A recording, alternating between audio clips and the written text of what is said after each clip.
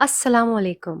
आज की हमारी वीडियो एक सच्चे वाक़ये पर मबनी है और ये वाक़या मेरी एक सहेली फायजा के शौहर और नंद का है। इसने जब ये किस्सा सुनाया तो मेरे रोंगटे खड़े हो गए कि कोई भाई ऐसा भी हो सकता है जो इस हद तक चला जाए, जो उसको खानदानी इक़दार, असूल सब भूल जाए। तो चलिए आज का ये रूह को झंझोर देने वाला वाक़या फायजा ही की ज़बानी सुनते हैं। मेरा नाम फायजा असद है। असद से मेरी शादी घर वालों की पसंद से हुई थी। मैंने पहली बार असद को मंगनी की तस्वीरों में देखा था। वो एक काबिल सूरत, नरम मुस्कुराहट वाले इंसान थे। मैं अपने घर वालों की पसंद पर बेहद मुतमईन हो गई।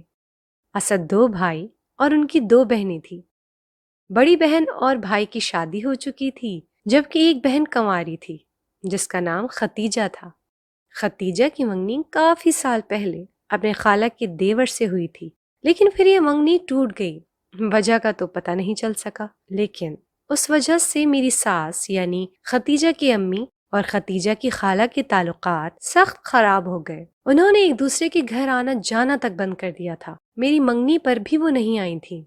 असद से मेरी पहली बार फोन पर बात खतीजा के तवस्सुत से ही हुई। ये मंगनी के कुछ दिनों बाद की बात है, जब खतीजा ने मुझसे फोन पर बात करते करते फोन असद को थमा दिया। मैं हैरत से दंग रह गई। मुझे खतीजा से ये उम्मीद नहीं थी। हमारे घर में भी मंगनी के बाद मंगेतर से बात करना बहुत ही मायूब समझा जाता था। इसलिए मैंने पहली ही बार 2 टोक अंदाज में असद को बता दिया कि आपने आज तो खतीजा के जरिए मुझसे बात कर ली है, लेकिन मैं दोबारा बात नहीं करूंगी। असद को मेरी ये बात बहुत पसंद आई और उस दिन मुझे अपने घर वालों की पसंद पर फख्र भी हुआ कि उन्होंने मेरे लिए अंडरस्टैंडिंग और कोऑपरेटिव शख्स का इंतखाब किया है। फिर रफ्ता रफ्ता दिन गुजरते गए और इस दौरान मेरी छोटी नंद खतीजा हमेशा फोन पर राब्ते में रही। यूं शादी के दिन तक मुझे असद की पसंद, नापसंद, इसकी मिजाज यानी कि हर बात का अंदाजा खतीजा की बातों से हो चुका था। मेरी सास तो थी नहीं, एक कंवारी नंद, वो भी दोस्तों जैसी थी। मुझे लगा कि कभी भी जिंदगी में मुझे ससुराल में किसी भी परेशानी का सामना नहीं होगा, लेकिन मेरा ये ख्याल आने वाले दिनों में गलत साबित हो गया। शादी के चंद दिन तो दावतों की नजर हो गए। हमारी हर दावत में पूरी पूरी फैमिली इनवाइटेड हुआ करती थी। एक दिन असद के एक दोस्त ने दावत की, तो वहां भी खतीजा हमारे साथ जाने को पहले ही नक्सक्सी तैयार हो गई। तो मेरा माथा घूमा, क्योंकि खास असद के चंद दोस्तों और सिर्फ उनकी मिसेस की गैदरिंग थी। ऐसे फंक्शन में यूं खतीजा का जाना बनता नहीं था, पर मैं खामोश रही। जब उसके भाई को कोई एतराज नहीं था तो मुझे क्या हो सकता था। बहरे कैफ उस दिन के बाद मैंने नोट करना शुरू किया कि खतीजा हम दोनों मियाँ बीवी के दरमियान कुछ ज्यादा ही इन है। मुझे कौन सा ड्रेस पहनना है, किस वक्त उठना है, असद की ड्रेसिंग, उसके खाने की फिक्र, उसके आने जाने की टाइमिंग, ये सब खतीजा ही मैनेज कर रही थी। मुझे लगा कि असद की जिम्मेदारी मुझे ले लेनी चाहिए, तो मैंने असद के छोटे छोटे काम खुद हाथों से करने चाहे। लेकिन खतीजा ने मुझे पहली ही बार में काफी सख्ती से ये कहते हुए रोक दिया कि असद मेरा भाई है और मेरा उस पर और उसके हवाले से तुम पर मुकम्मल हक है। अगर तुम्हें कोई एतराज है तो तुम असद से बात कर सकती हो। अब असद से क्या बात करती, वो पहले ही कह चुका था कि वो अपनी बहन के खिलाफ कभी कोई बात नहीं बर्दाश्त करेगा। मैं खिलाफ तो नहीं थी, लेकिन उसे लगता था कि मुझे जैसे दोनों बहन भाइयों के बीच दरार डालने वाली बात ही करूंगी। मेरे बड़े जेठ दुबई में होते थे। उन्होंने मेरी शादी के बाद अपनी बीवी को भी वहीं पर बुला लिया था। अगर भाभी होती तो शायद वो मुझे खतीजा के बारे में कुछ गाइड करती, क्योंकि अब खतीजा वो मंगनी के बाद के दिनों वाली खतीजा नहीं रही थी। मैं उसमें एक ऐसी लड़की को देख रही थी जिसकी नजरें हर वक्त मेरे और असद पर मरकूज रहती कि हमें तन्हाई का कोई मौका मिल ना सके। जैसे ही शाम को असद और अब्बा काम से घर आते, खतीजा ने चाय तैयार की रखी हुई होती। वो फौरन उनको चाय पर लाउंज में बुला लेती। मेरे लाख कहने के बावजूद भी वो मुझसे चाय नहीं बनवाती थी। ना ही असद ने कभी मेरे हाथ की चाय पीने की फरमाइश की। वो हमेशा खतीजा को हर काम के लिए आवाज देते थे। अब्बा चाय पीकर अपने दोस्तों की तरफ निकल जाते या अपने कमरे में बैठी किताब पढ़ते रहते और फिर डिनर की टेबल पर ही आते थे। जबकि उनके कमरे में जाने के बाद खतीजा को हमेशा याद आता कि फलां दोस्त से किताब लाने से लेकर सूट का नाप लाने तक, घर के सौदे खत्म हो गए हैं वो लेकर आने तक, वो असद को साथ लिए निकल जाती اور پھر دونوں کی واپسی اکثر رات گئے ہوتی تھی۔ ابا کو ان کے کمرے میں کھانا میں دے دیتی تھی کیونکہ مجھے اچھا نہیں لگتا تھا کہ وہ میرے ساتھ ڈائننگ ٹیبل پر بیٹھ کر کھانا کھائیں۔ مجھے ان سے عجیب سی جھجک محسوس ہوتی تھی۔ رفتہ رفتہ میں اسد کی اس روٹین سے جذبز ہونے لگی۔ مجھے اب غصہ بھی آنے لگا تھا۔ مجھے لگتا تھا جب ختیجہ ہمارے درمیان آ کر بیٹھتی ہے تو اسد مجھے یکسر بھول جاتے ہیں۔ ان کو بس ختیجہ یاد رہتی تھی اور اس کے گھر سے باہر ہونے والے لامتناہی کام۔ انہی دنوں میں میری طبیعت گری گری سی رہنے لگی۔ مجھے شک سا ہونے لگا کہ شاید کہیں میں پریگننٹ تو نہیں۔ اس دن میں نے اسد کو کہا کہ میری طبیعت ٹھیک نہیں، ڈاکٹر کو دکھانا ہے۔ اس نے کہا کہ میں شام کو تیار رہوں، وہ مجھے ڈاکٹر کے پاس لے جائے گا۔ میں جان بوجھ کر ان پرانے کپڑوں میں ہی رہی کہ اسد کے آنے پر جلدی سے تیار ہو جاؤں گی، ورنہ ڈاکٹر کے پاس بھی ختیجہ ساتھ لٹک جائے گی۔ شام کو اسد کافی لیٹ ہو گئے۔ میری آنکھوں کے آگے بار بار اندھیرا آ رہا تھا۔ جیسے ہی اسد گھر آئے تو ختیجہ ان کا ہاتھ پکڑ کر چھت پر لے گئی کہ ایک بہت ضروری بات کرنی ہے، اور میں ان کو دیکھتی ہی رہ گئی۔ ان کو چھت پر گئے آدھے سے زیادہ گھنٹہ گزر گیا۔ میں ایک ایک قدم بمشکل سیڑھیاں چڑھتی اوپر گئی تو دونوں بہن بھائی جو کسی بحث میں مصروف تھے مجھے آتا دیکھ کر خاموش ہو گئے۔ میں نے اسد کو کہا کہ ڈاکٹر کی طرف جانا ہے، ہم لیٹ ہو رہے ہیں، تو ختیجہ کی طرف سے اس قدر بدتمیزی سے جواب آیا کہ میں ششدر رہ گئی۔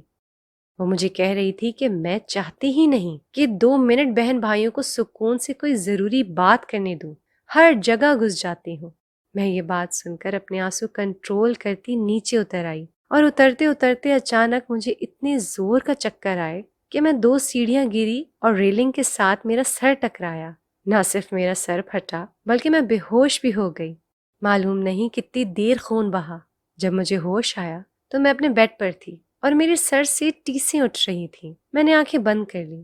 دوسری طرف ڈاکٹر اور اسد کی آوازیں گڑ مڑ تھیں، جو اسے میری پریگننسی کے بارے میں بتا کر چیک اپ کروانے اور میرا خیال رکھنے کا کہہ رہا تھا۔ اس دن میں 15 سے 20 منٹ وہاں پڑی رہی۔ ابا نے ڈور بیل دی، تب جا کر اسد نیچے دروازہ کھولنے آئے تو اس نے مجھے اس حالت میں دیکھا تو گھبرا کر فوراً ڈاکٹر کو بلا لیا۔ اس دن کے بعد جہاں میں بالکل خاموش ہو گئی، وہیں اسد کا رویہ مجھ سے بالکل بدل گیا۔ وہ میرا خیال رکھنے لگا تھا، لیکن اب میرے اندر کے تمام جذبات جیسے مر سے گئے تھے۔ میرے بڑے بھائی مجھ سے ملنے آئے تو میری اجڑی حالت دیکھ کر زبردستی اپنے ساتھ لے گئے۔ میرا میکہ دوسرے شہر تھا۔ یہاں آ کر میں نے امی کو ساری بات بتا دی۔ امی کے لیے یہ بات بہت معمولی تھی۔ وہ الٹا مجھے سمجھانے لگیں کہ دونوں بہن بھائیوں کے لیے تم دل بڑا کرو۔ وہ بھی کیا کرتی، مائیں تو ہر حال میں بیٹیوں کا گھر بسانا چاہتی ہیں۔ امی نے پھر اسد کو فون کر کے کہہ دیا کہ اب وہ مجھے ڈلیوری کے بعد ہی بھیجیں گی، وہاں میرا خیال رکھنے والا کوئی موجود نہیں، اور ختیجہ تو خود بچی ہے۔ 7 مہینے ایسے گزرے جیسے پر لگے ہوں، اور پھر ایک دن میں نے ایک پیاری سی بیٹی کو جنم دیا۔ سب بہت خوش تھے۔ ختیجہ، ابا اور اسد بھی 2 دنوں کے لیے آئے، اور امی نے میرے چلے کی پرواہ کیے بغیر مجھے ان کے ساتھ روانہ کر دیا۔ اب گھر میں ماحول بہت بدل گیا تھا۔ اب سب کی نظروں کا محور میری بیٹی مریم تھی۔ میرے دل میں بھی ختیجہ کے خلاف جو بھی غلط فہمیاں اور شک تھے وہ دور ہو گئے۔ مریم کا کام یہ تھا کہ وہ دن کو سوتی اور رات کو جاگتی تھی۔ اسد ساری رات اسے بیڈ روم میں ٹہلاتے اور مجھے سونے کا کہہ دیتے تھے۔ ایک رات میری آنکھ مریم کے رونے سے کھلی۔ وہ جھولے میں لیٹی تھی۔ میں نے اسد کو آواز دی لیکن وہ کمرے میں نہیں تھے۔ میں نے جیسے ہی باہر کا دروازہ کھولا وہ باہر سے اندر آئے۔ مجھے خاصے گھبرائے ہوئے لگے۔ میں پریشان ہو گئی تو کہنے لگے کہ طبیعت کچھ ٹھیک نہیں لگ رہی تھی تو باہر ٹہلنے لگا تھا۔ اب ٹھیک ہے، تم سو جاؤ، میں مریم کو سنبھالتا ہوں۔ میں سکون سے سو گئی کیونکہ نیند بھی بہت آ رہی تھی۔ یہ اسی رات کی بات ہے۔ رات کا آخری پہر تھا اور میں نے دیکھا اسد بستر پر موجود نہیں تھے۔ مجھے یکدم یاد آیا کہ وہ اپنی طبیعت کی خرابی کا ذکر کر رہے تھے۔ مجھے لگا کہ کہیں باہر نہ واک کر رہے ہوں۔ مریم خاموشی سے سو رہی تھی۔ میں نے کمرے کا دروازہ آہستگی سے کھولا۔ اسد مجھے صحن میں بھی کہیں نظر نہیں آئے۔ آج تو ابا بھی گھر نہیں تھے۔ وہ اپنی بہن کے ہاں دوسرے شہر ان کا پتہ لینے گئے تھے۔ ہم دونوں لڑکیاں ہی تھیں گھر میں، اور اسد ایسے میں کہاں جا سکتے ہیں۔ میں باہر کا گیٹ دیکھ کر آئی تو وہ بھی لاک تھا۔ جب میں لاؤنج میں آئی تو ختیجہ کے کمرے کا دروازہ آہستہ سے کھلا۔ اور اسد باہر آئے۔